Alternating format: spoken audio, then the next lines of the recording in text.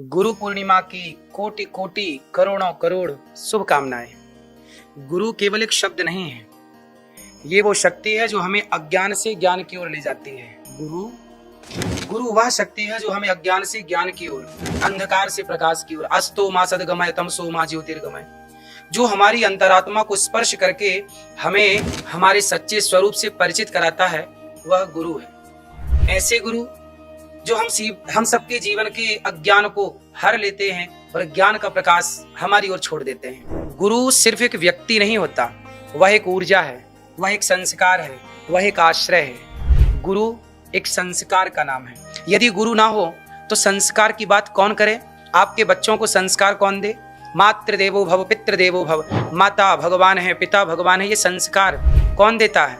गुरु ना हो तो संस्कार देगा कौन? इसलिए गुरु चलता फिरता एक संस्कार है। गुरु एक संस्कार का नाम है जो जीवन को दिशा देता है और आत्मा को परमात्मा से जोड़ता है। गुरु वह दीपक है जो हमारे भीतर के अंधकार को मिटाता है। जिसने हमारे जीवन में प्रकाश भर दिया हो, उसे केवल धन्यवाद कहना पर्याप्त नहीं है। गुरु जी से ज्ञान लिया और केवल धन्यवाद कह दिया ना, गुरु को केवल धन्यवाद नहीं, बल्कि गुरु को क्या चाहिए कि गुरु के बताए रास्ते पर, गुरु के बताए संस्कारों पर, आदर्शों पर शिष्य चले।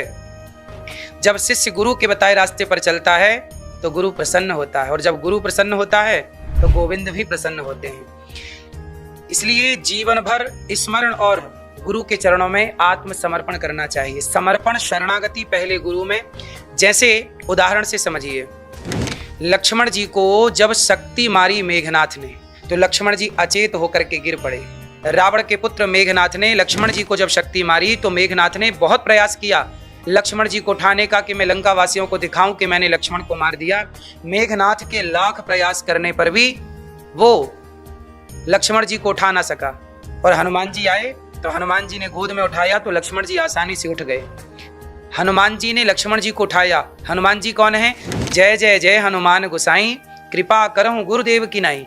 हनुमान जी गुरु हैं। लक्ष्मण जी को गुरु हनुमान जी ने उठाया, और गुरु ने लक्ष्मण जी को उठा के कहाँ डाल दिया? राम के चरणों में।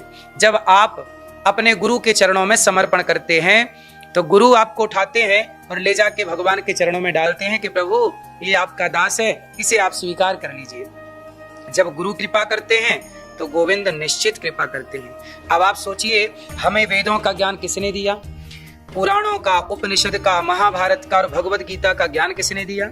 जिनसे हम धर्म, नीति, भक्ति, मोक्ष और आत्मज्ञान को समझते हैं, उन सभी का आधार एक ही है, नाम है गुरु। और वो गुरुओं के भी गुरु हैं महर्षि वेदव्यास जी। इसलिए आज का दिन अर्थात गुरु पूर्णिमा का दिन वेदव्यास जी को समर्पित है। यदि वेदव्यास जी ना होते तो आज हमारे बीच में भगवद गीता ना होती। लोग कहते हैं कि हम गुरु क्यों बनाए, गुरु की क्या जरूरत है? भगवान राम ने गुरु बनाए। रामचरितमानस में गोस्वामी जी कहते हैं कि गुरु बिन भव निधि तरह न कोई, जो विरंचि शंकर सम होई। गुरु के बिना बताइए किसकी गति हुई है? गुरु के बिना किसको ज्ञान हुआ है? आज जो भी श्रेष्ठ मुकाम हासिल किए हैं, सबके जीवन में कोई ना कोई गुरु रहा है। लता जी के जीवन में भी गुरु, लता जी इतना अच्छा गाती थी तो उन्होंने भी तो अपने गुरु से शिक्षा पाई। बिना गुरु के क्या वो उस मुकाम तक पहुंच गई? आप किसी को भी देख लीजिए, बिना गुरु के कौन श्रेष्ठ मुकाम तक पहुंचा है। इसलिए गुरु सबके जीवन की आवश्यकता है, जरूरत है। जैसे दाल नमक के बिना फीकी है, खीर शक्कर के बिना फीकी है, ऐसे ही ये जीवन गुरु के बिना फीका है। आप जरूर अच्छे गुरु की शरण में जाइए। गुरु भव सागर से पार करने वाले हैं। गुरु ही हैं जो आपसे कहते हैं कि बेटा शराब ना पियो, मांस ना खाओ, माँ बाप का सम्मान करो, बड़ों की इज्जत करो, किसी का दिल ना दुखाओ। ये दुनिया में कौन आपको ये ज्ञान दे रहा है आजकल? आजकल तो कुछ लोग आपको गलत सलाह देते हैं, गुटखा खाना सिखाते हैं, शराब पीना कुछ लोग सिखाते हैं, कुछ लोग आपको मोबाइल पे जुए का ऐप डाउनलोड करवाते हैं। यदि आपने इन्हें अपना गुरु बना लिया तो आपका जीवन बिगड़ जाएगा। बिना गुरु के ज्ञान, भगवान राम तो सबके गुरु हैं, पर गुरु ग्रह पढ़न गयऊं रघुराई, अल्पकाल विद्या सब पाई। गुरु के बिना ज्ञान तो भगवान राम, उन्हें क्या जरूरत थी गुरु की? पर एक मर्यादा है। गुरु के बिना सदगति नहीं है, क्योंकि गुरु के बिना गुरूर नहीं मिटता। जब तक गुरु ना हो तो भीतर का गुरूर कैसे मिटे? जब तक गुरूर ना मिटे तब तक भगवत प्राप्ति कैसे हो, हृदय पवित्र कैसे हो? तो गुरु क्या करता है? भीतर के गुरूर को, मीन्स अभिमान, एटीट्यूड को समाप्त करता है अपने ज्ञान से, शास्त्रों के ज्ञान से। वेद व्यास जी ने वेदों को 4 भागों में विभाजित किया, ऋग्वेद, यजुर्वेद, सामवेद और अथर्ववेद। उन्होंने 108 उपनिषदों की भी रचना की। 18 महापुराणों में हमारी संस्कृति, इतिहास, ब्रह्म ज्ञान और भविष्य के तमाम संकेत समाहित हैं पुराणों में। अनेक अनेक ऋषियों ने अनेक अनेक चीजों की रचनाएं की।